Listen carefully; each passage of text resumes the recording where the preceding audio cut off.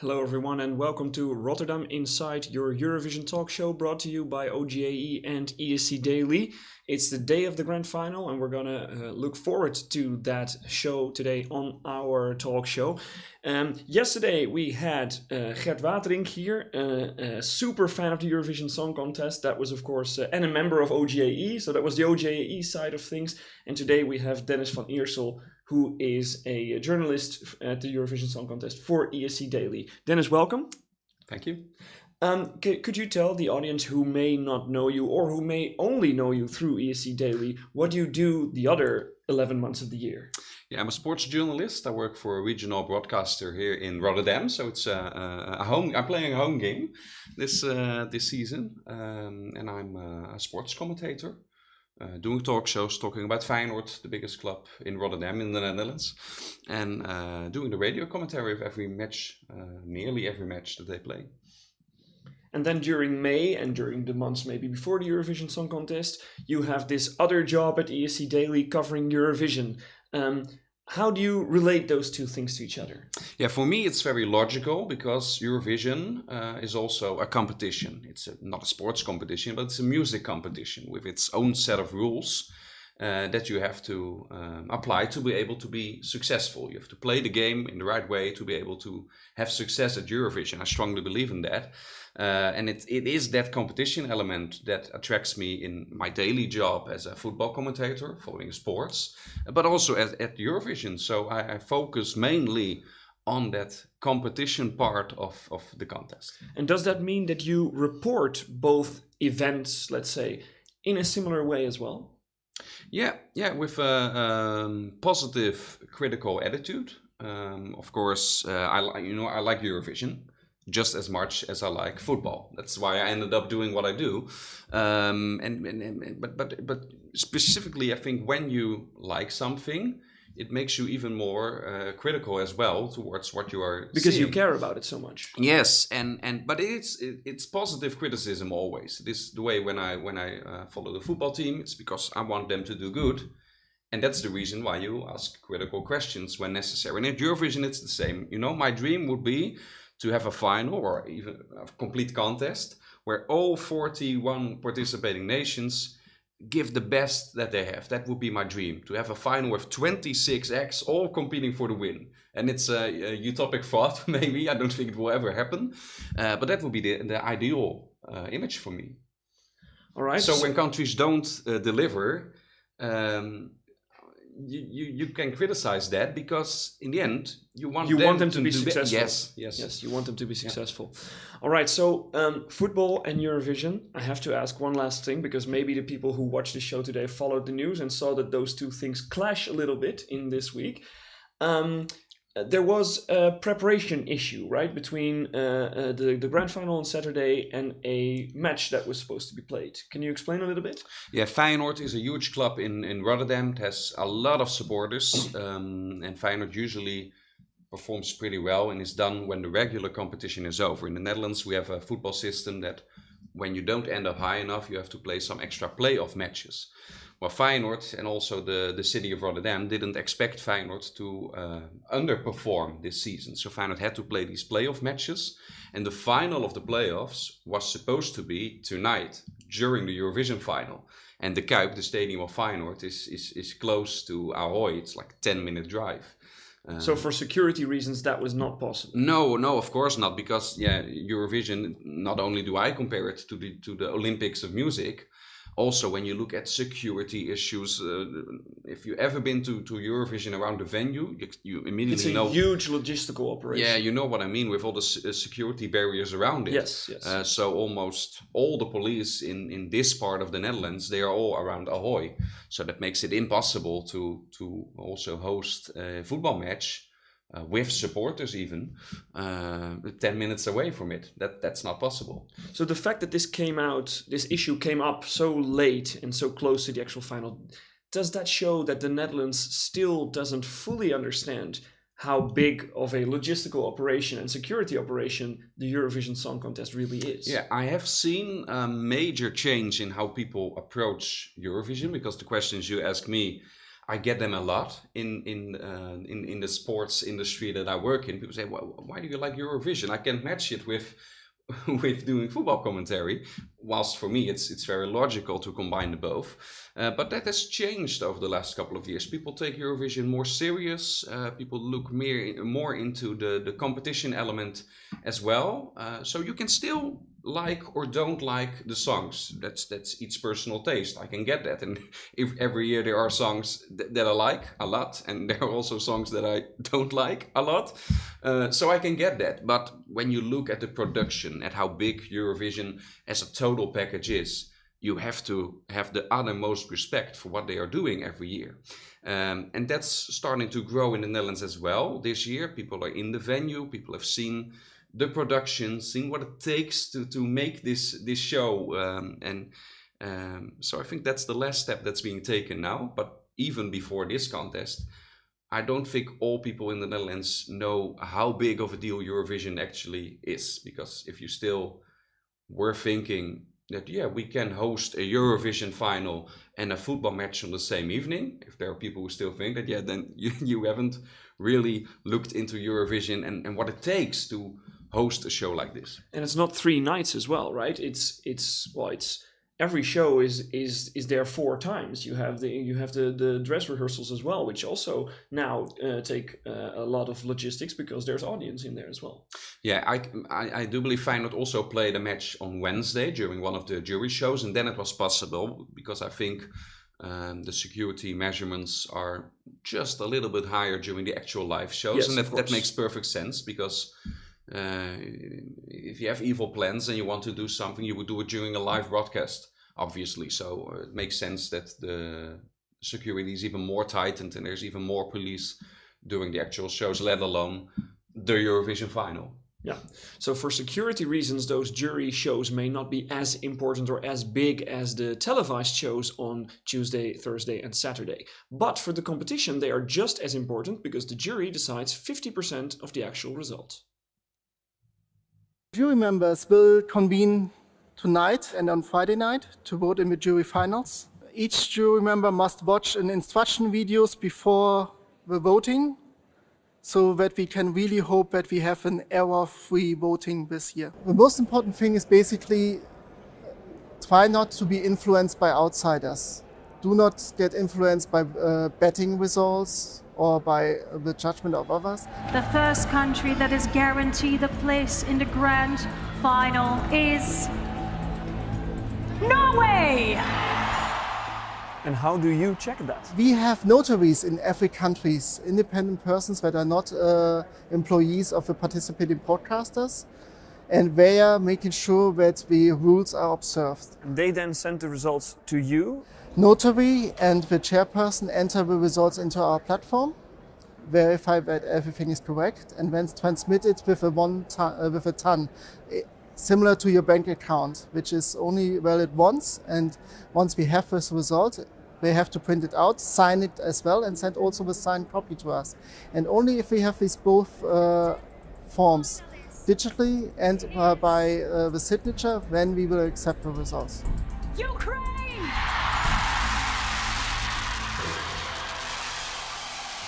So now we know these 10 finalists who've received the most points from the national juries and you at home are coming back this Saturday. To make sure that this jury vote remains fully safe. It's quite, well, we were talking about the logistical process and the security process, but this is quite a process as well, to make sure that it all goes safely. Yeah, obviously, you know, it's a competition. We're talking about serious stuff when you look at it from a competition point of view. Of course, Eurovision is about fun. It's about enjoying yourself. It's an entertainment show, but there is also a competition. And those points actually matter. Yes, because there's money involved in Eurovision. Let's be realistic. When you get the chance as a nation to host the contest, to attract what kind of tourism it attracts? For instance, if Moldova wins Eurovision or Serbia, or I can name any country. We've been to Azerbaijan, Steve, the both of us. We probably would have never gone there in our lives if it weren't because of Eurovision. And I think that's for many Eurovision fans and journalists, it's the same way. So winning Eurovision it means something, not just the prestige, but it also means something for a country, money-wise. So when you or have even that, just to reach the final, because for a country like Albania to have their song, to have 3 minutes of airtime, broadcast Yes. time for 200 millions of people, that almost never would happen in another scenario. yeah. So because you have indeed that competition element, as an organization, the EBU needs to take it very serious that competition is being held in the most fair way possible. So of course, you have to control these things. It went wrong last year a little Yeah. bit, Yeah. but it No, was not a still little bit. It was still important. It was still Yeah. important because it changed the outcome of the jury winner, for Yeah. example. Yeah, and the semifinals. Oh, yes, I even forget that part. Yeah. Yes. We had 2 years ago, and the non-Eurovision fans probably don't even know it. That's what makes it the worst, I think. I believe Denmark wouldn't even have been a qualifier. They were 12 in the final in the end, but they were a non-qualifier if the jury results were corrected in the semifinals as well, because some jurors had their list upside down. So Lithuania in the end missed by a couple of points, and they would have been in, and Denmark would not have been. And I believe in the first semifinal we had the same thing with Poland and And that's I believe Belarus. I believe Belarus. Yeah, might be, and as I just mentioned, that's a big issue for those countries to get that slot in the grand final and to showcase their song to a big audience.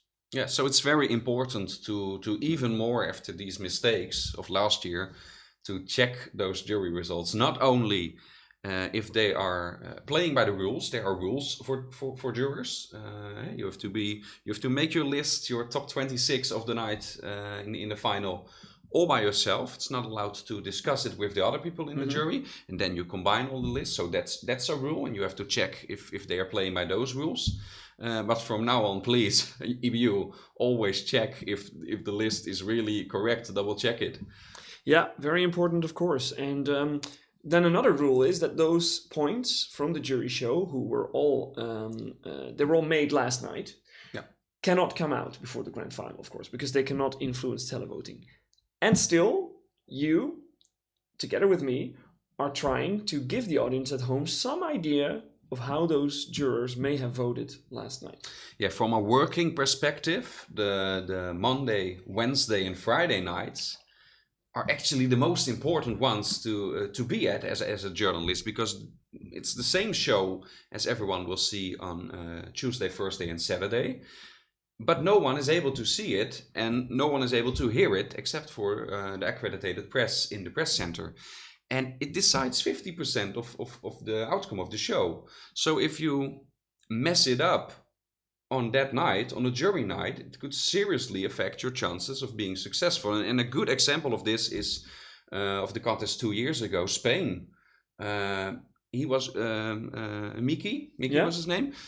During the jury show, he went off key, and it was a mess. And it's too bad it's not recorded, so people later on can see why he got only 1 point with the jury. And there was a big discrepancy between that performance and the one on Saturday night. Because on Saturday night he was good, so I can get Spanish people like, "Hey, we're being robbed. What's this? He was pretty good on Saturday. I can get that." But on the Friday night, he really wasn't good. It was his worst performance, and I felt pity for him because he was in the rehearsals. He was also good. So that's an example of how the performance on Friday that no one will see. The footage is not released later after the contest as well, but it can make or break the outcome of your Eurovision result. So those nights, the jury nights, yeah, they are super important, and you yourself as well dug into what kind of rules are there for the jurors. What do they pay attention to when we, in hindsight, look back at the jury results? And we have done so since we have jurors in 2016. Yep, and we did it last night again. What were the acts that stood out that probably will have gotten a great jury result? Yeah, I would say it's an easy pick because they're also on top in the bookmakers list, and that makes sense because to actually win full Eurovision, you need to impress both jury and both televote, of course. And when we look at the top picks of the bookmakers, you have France in there, you have Switzerland, you have Malta. They all did a very good job. Switzerland had one shaky note, but I don't think that will hurt him that much. And the fourth main contender this Eurovision is Italy. Yeah, and maybe a bit strange because people say that's a televote magnet and it might not do as well with jurors. I think they will do pretty well with juries as well because they are very professional, charismatic, playing the camera. The things that they do great. And yeah, the genre of the song, it could be jury appealing, but they are very credible. So I think Italy won't win the jury vote, but they could have ended up high enough with them as well to be able to get the overall win. So I would say the 4 main contenders, it's the most safe answer to give, but the 4 main contenders of this year, they all did very well during the jury show. You mentioned that one missed note by Switzerland. Yep. Do you think that one note can make all the difference in the way a jury evaluates a performance? No, I don't think so, because I don't think jurors are sitting with a note pad, it's all digital nowadays, on their lap and taking, how do you say it, when you put with a marker, you put red marks for every missed note. No, that's not how a jury is. Just someone like you and me looking at the show and taking into account what they also personally like. But it's a bit different when you're with friends in a room with a bag of crisps and beer, or if you're separated and just solely looking at the screen and you have to judge the performances. And you have a responsibility too, because that's something that we saw, right? That juries feel some kind of responsibility to vote for something. We are supposed to vote for something high quality. Yeah. And then they tend to scrutinize that very much. So one fluke note won't make you bomb with the juries, but it does set a juror. If I'm imagining that I am a jury member and I'm seeing someone perform and there's one bad note but the rest is all super, I would forgive him or her. But if there's a first weak note and then it follows up by a second, and then later on in the big finale another mistake, then it adds up together more than for televoters perhaps. Yeah, and so starts to make you wonder, can this person actually sing this song? But that was not the case, for Switzerland. No, not at all. But when you have such a tight competing field with the jurors as you had last night, maybe they ended up with their 3 potential winners: Malta, France, and Switzerland, talking about the jury vote solely. And then you have to put them up against each other. Then that could be decisive in, okay, I'm going to rank them 3rd instead of 1st. Yeah. I can see that happening for some. Let's talk about France then, another possible contender for that jury victory. Why would that be so high up the jury's list? What would be the main reasons for that?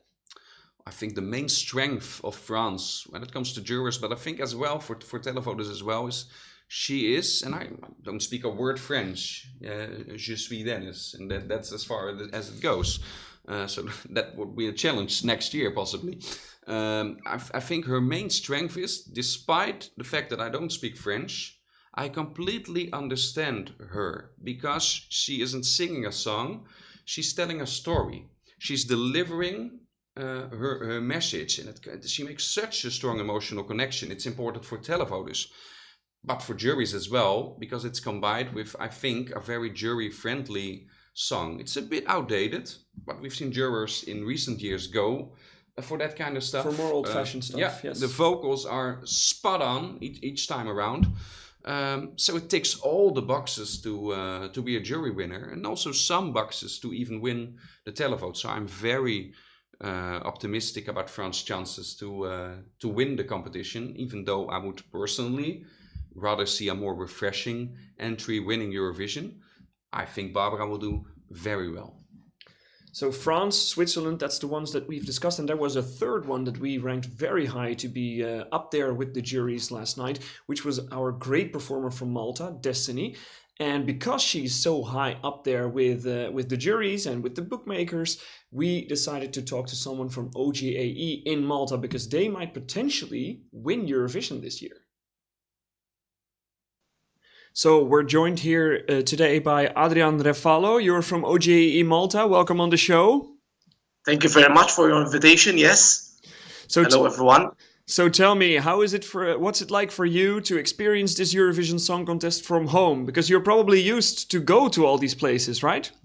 course, yes. Every year I go and travel where Eurovision is going to take place. So this year I'm staying home because of the situation, global pandemic around the world.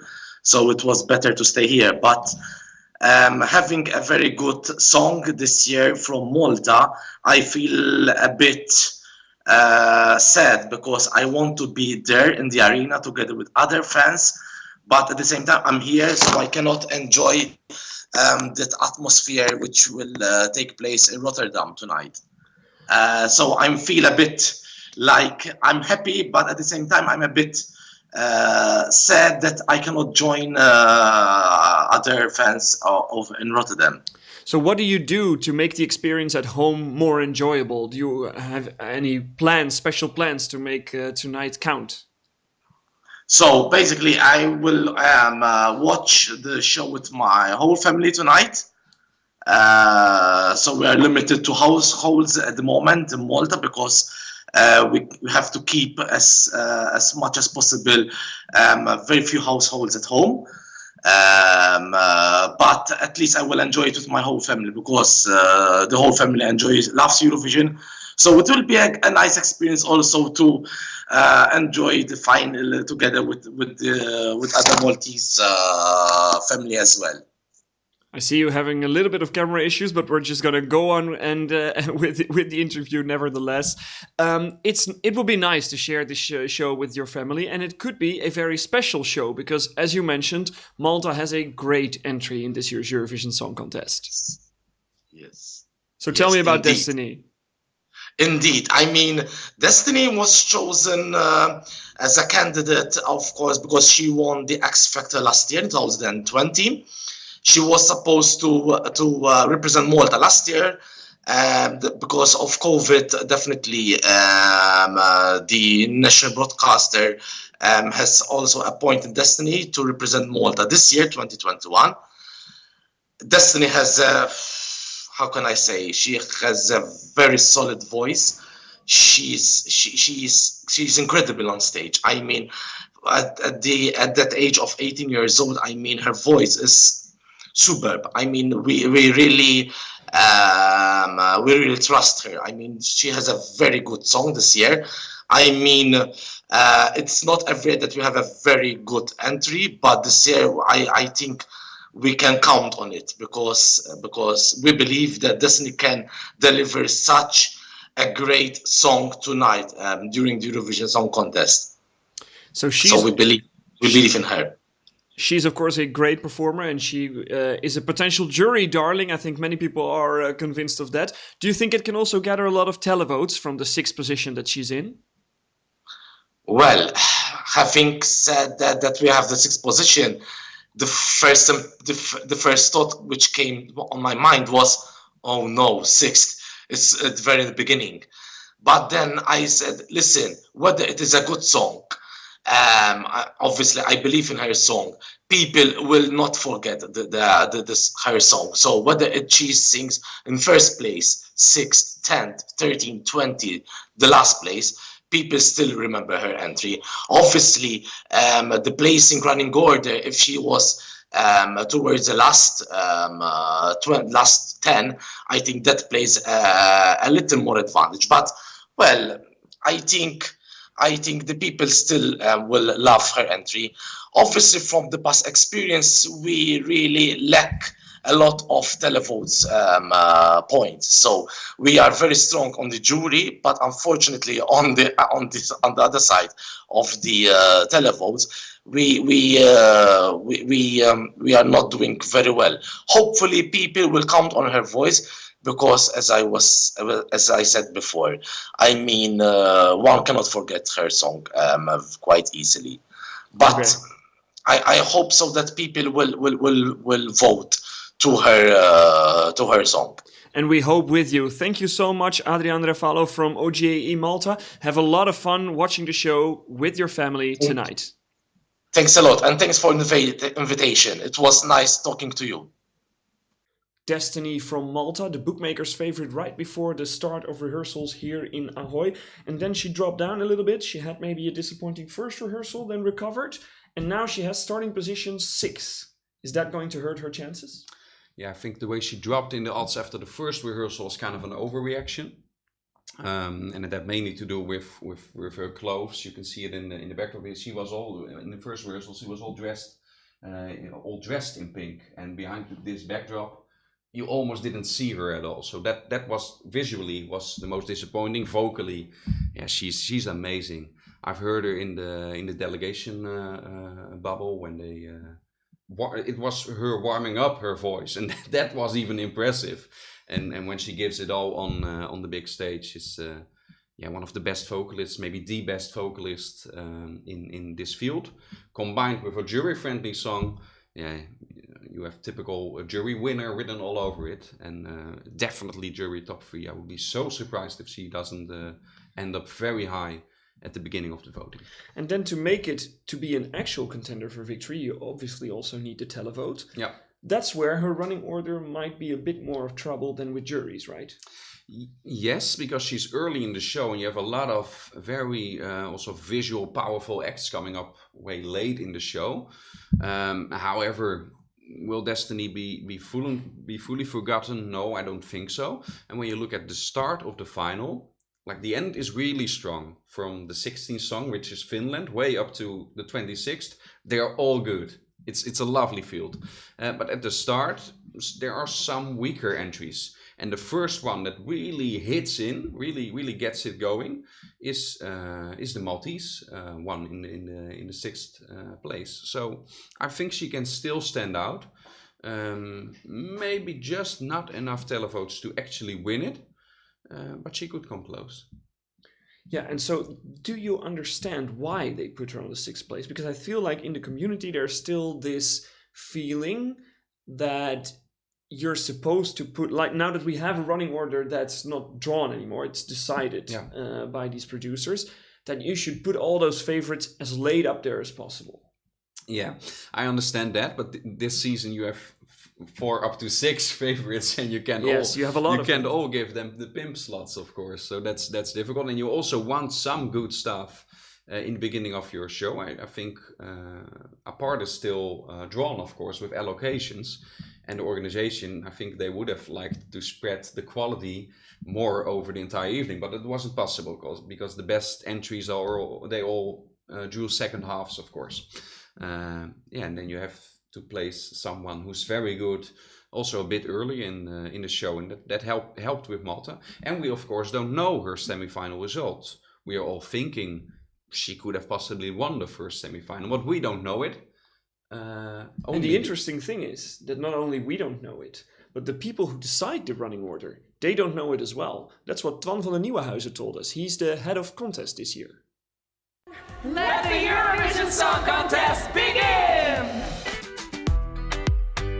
Our priority is to present a running order that's, well, the most impactful and most fun one to watch. 26 acts, and there's a lot going on. There were a lot of challenges when I thought musically it would be nice to come from this one and go to the other, which was not doable. Our stage hands, they work very, very hard to put everything on time in the tiny time frame of only 40 seconds.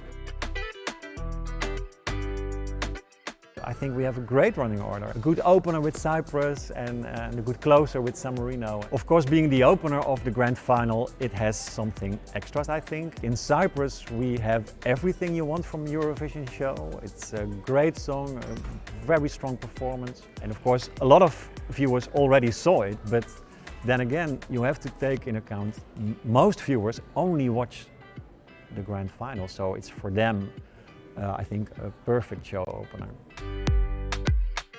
Do you know the results of the semi-finals? The results of the semi-final is a big secret. I am also not informed, so that didn't play a role in putting up this running order.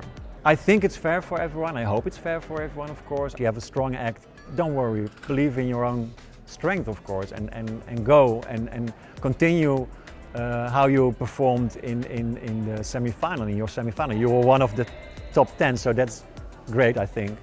And for the big 6, that's of course, something different. But well, let's see how everything will come together in the dress rehearsal. See you Saturday. See you at the grand final.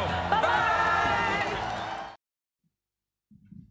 The running order for a large part decided this year not by musical decisions or competitive decisions, but simply by practical decisions to be able to make this show happen.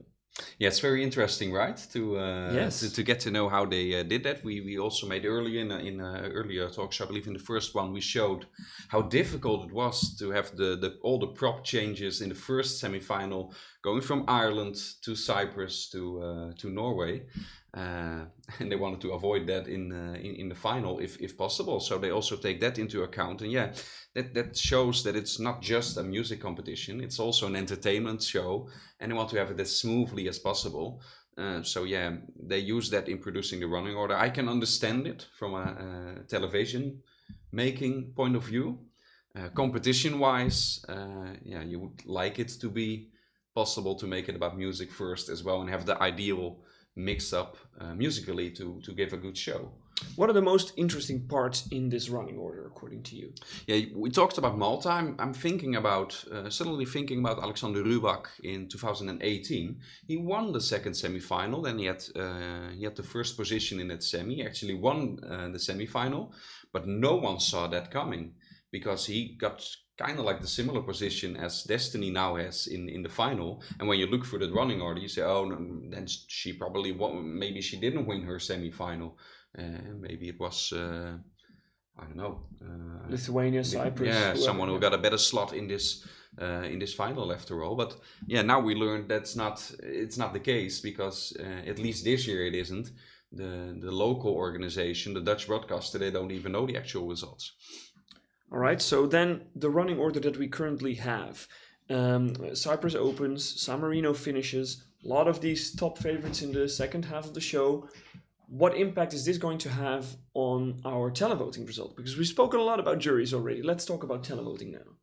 Yeah, well, I mentioned France already. I could see them also doing very well in the televote, coming after you had Lithuania and Ukraine, of course, and then they have France and Azerbaijan following up. So it's a very visual, empowering part of the show with up-tempo songs. And then all of a sudden you have France, also with visual power, but in another way, of course. It's staged so classy, so much class, and I think televoters will pick it up as well. But they will also pick up the song that's in front of it. You know, Ukraine also benefits from France coming after it, and the other way around. Lithuania, not so much in the televote. I think this draw, it's not helping them, with Ukraine coming immediately after it. And Ukraine, of course, is a big televote magnet. I mean, that's at least the way we're looking at it right now, because people reacted to it so much when that entry was performed during the first semi-final. You saw them going up with the bookmakers, you saw their downloads going up, you saw people reacting to it on social media. Are we going to be in for another Kaino? Yeah, it could be. You know, kind of was a surprise that they won the televote, and especially in the way they did it with so many points. And it's always hard to predict the big surprises. It's always very difficult to predict these. And there are a couple of options I have in the back of my mind that could be the surprising acts in the televote like this. I still have Iceland, for instance, in the back of my mind. They were one of the big favorites of last year. They've stayed kind of low-key all season long. But the vibe in the venue, that's always important during family shows. I try to pick up, hey, now we have televoters in the hall. The normal people who watch Eurovision. Yeah, people outside of the bubble. Outside of the bubble. Yeah, that's what I meant with normal people. We are very abnormal. We're not normal. The way we follow Eurovision, I know it's not normal, but it's fun. And the vibe for Iceland and for Finland, with also during the family shows, was huge. So those two make me think, like, am I underestimating the televote magnets that they can be? And when talking about Iceland, we haven't spoken about them that much this week, but also the story of them now being in quarantine. And I think a lot of people in Europe have been through the same. Maybe they had a sports game coming up and it was cancelled, or they had plans for a birthday, or Holidays. even to see some of your relatives for the last time. Oh, yes. And you had to be quarantined during a very important moment in your life. If, I don't know for sure, but if that message comes across, if people pick that up, like they have a fun act, people were already maybe tempted to vote for them, and then you see this, you get this story as well, and you relate to it, like how horrible must it be for them? And it is horrible. It's the worst thing that could happen to them, to miss after 2 years of long waiting, being one of the main contenders last year, and now you're missing out on that opportunity in the last couple of days because of a positive COVID test. If people pick that up and can relate to it within themselves and what they have been through, I don't know, could be a huge televote if that story gets picked up. And other than Iceland, you mentioned Finland already. It's interesting that you said it's a family show, because that doesn't feel like a family song, you know. But still, it's huge. It gets a huge reaction. Yeah, but remember, and we spoke in Tel Aviv with the Icelandic commentator. You did that interview with him. And do you remember what he said about Hatari and how in Iceland, which age range were most enthusiastic about it? It was the children and the young adults. They loved Hatari. Now the same thing goes for Finland. My youngest son was in the venue for one of the family shows, and the one that stood out for him, I'm not gonna explain him what the language means. Not yet. He's 8, but it stood out for him with the fireworks, and he felt it, and it's just a lot of energy. Yeah, a lot of energy, and I also saw just teenage girls or women in their early 20s, but even some older people, and they all liked Finland in the venue. So it's something in the back of my mind. I'm not letting it. It's not the thing a family show and how they react in the hall. It's always different than when you see it on TV. So you can't copy it one-on-one, saying it went huge in the hall. Does it will get a big televote? That's not the case. But these two I have in the back of my mind, they could surprise. Apart from the obvious countries that will do very well in the televote, which are Italy. We haven't mentioned them in the show a lot, but of course Italy is a televote magnet. San Marino closing the show with Florida. I could see them doing very well in the televote. Ukraine is a televote magnet. So there are a lot in this Eurovision final, a lot of televote, a lot of nations with televote appeal. But if there's a big surprise, a Kaino, as you asked me, if we have it this year, my money would be on Iceland or Finland. You said there is not a direct link between the reaction in the arena and the televoting. But actually this year there might be some kind of link between it. Not the way that the reaction in the arena determines the televote, but maybe the other way around. Because there's an app this year that will make it happen so that you at home can clap for your favorite act, and that those sounds will then actually be heard in the arena. Our goal is bringing interactivity to the audience. Voting is nothing more than interactivity. And this year we developed a feature for the Eurovision Song Contest app that allows the viewer at home to applaud the artist on stage. So this is like the start of the show. Lithuania is currently performing, and then you have about 2 minutes, 30 seconds time to applaud the artist. They tap on the app, and by tapping more often or faster or slower, we can recognize this pattern and the amount of claps that we receive. It's recognize where you're coming from, so that we can balance out the huge audience from Germany in comparison to the audience in Georgia, so that it's fair for everybody. And then we deliver a result to the audio department here in Ahoy, and they transform it into audio, into clapping noise that everybody can hear on television. So we were already working from home, we were doing pop quizzes from home, and now we can also clap for our favorite Eurovision songs from home. Very fitting to this year, right? Yeah, it's inventive of them. It's, I hope it's a one-time thing, though, that next year we have a packed venue again, and we don't people have to, standing in the standing yes. areas as well. That's the way it should be in those last couple of years. You talked a lot about France. I think she's your number one pick for Eurovision. Yeah, what victory gave it right away? now. Yeah. The bookies still are set on Italy. Yeah. Let's talk about them a little bit as well before we close up this show. What makes Italy a potential or even a likely Eurovision winner? Well, Italy, already in Sanremo, you saw how gifted and charismatic they are in grabbing the camera. They are TV performers, and that makes sense because they've grown up. They gained popularity after taking part in X Factor, and they had to grow. And looked into them a bit because I'm a huge Sanremo fanatic. So already in March, I looked into them because they were, in my opinion, one of the main contenders in Italy to win Sanremo, let alone Eurovision, what we're talking about now. And at X Factor, they started off a bit timid even.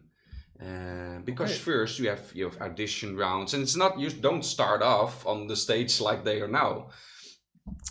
You have to start in an audition room, and it's a bit different. And they are also, when you interview them, when you see and speak to them like in normal life, they are they have so much sympathy around them.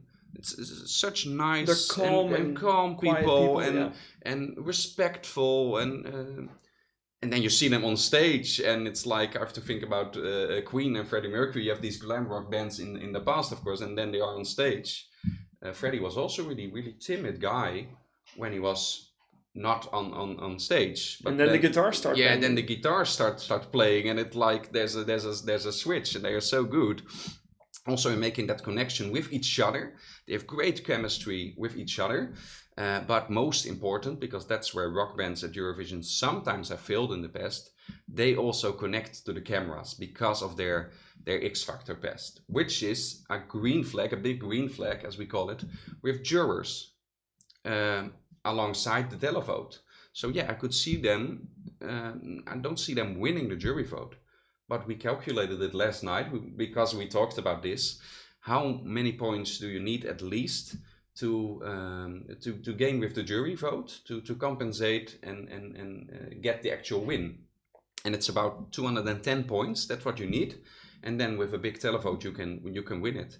So that's a big barrier for Italy. If they can really win it, they need to tick over the 200 points in the jury show. Right, so we're going to look out for that tonight to see if Italy can get that result, because we get the jury points first, of course. I must mention Victoria. I was just going to say, girl playing the electric guitar, big plus for me. I was going to say I would have chemistry too if she was playing behind me. Yeah. Anyway, so no, it's just badass, and it gives something extra once again, perhaps also for younger girls watching. Just one more extra aspect that makes it give it enough sympathy to actually vote for it. So I'm not a teenage girl, but trying to imagine. Could have fooled me. All right, so Italy, the last of the top favorites that we've discussed. I think we're ready, and I think people at home are ready for the grand final and to finally know the results and to finally have another Eurovision winner after 2 years. What can they still expect from you and from ESC Daily, not only tonight, maybe during the show, but in the days afterwards, because then Eurovision is over and we don't want to just fall into a black hole. No, I always try to pick it up with sort of an aftermath series. When we look back at the results, try to explain what happened, because usually each year, and that's also a fun part, you have all these predictions beforehand, and some came out and some didn't. And then you try to look back and look for explanations why some country was even a non-qualifier with the jury in a semi-final show. We've seen it with Norway when we talk about Kaino again. They were non-qualifier with juries and a huge televote magnet, and that was like, those discrepancies are very interesting, and I always look into that after the contest and try to see some connections for years to come that make the predictions hopefully even better. All right, so go to ESC Daily this next week for those explanations and for those aftermath articles, but not before you've watched and thoroughly enjoyed tonight's grand final. Thank you for watching Rotterdam Inside, our Eurovision talk show. I'd like to thank ESC Daily and OGAE for making this possible, and of course you for watching this all week long. enjoy the Eurovision Say final. goodbye. Say goodbye like Hendrik. Hendrik? Yeah. Hendrik. Tot snel. Tot snel.